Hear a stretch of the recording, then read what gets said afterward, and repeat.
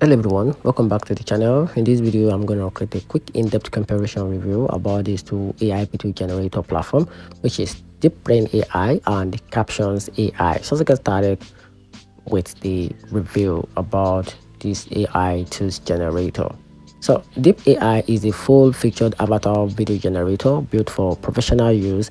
It lets you create lifelike presenter videos in over 80 languages using a realistic avatars, AI script, and even a PowerPoint to video conversion.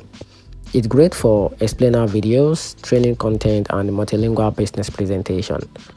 And on the other hand, Caption AI focus mainly on automatic caption, dubbing, and voiceover for short-form content. It's fast, mobile friendly, and ideal for TikToks, Reels, or YouTube Short. It doesn't offer avatars but excels in syncing voiceover and subtitle. And here's a better conclusion about these two platforms. So if you can easily choose or go with Deepbrain if you need a professional full-length avatar videos, or choose Caption AI if you want a quick, polished subtitle and dubbing for social content.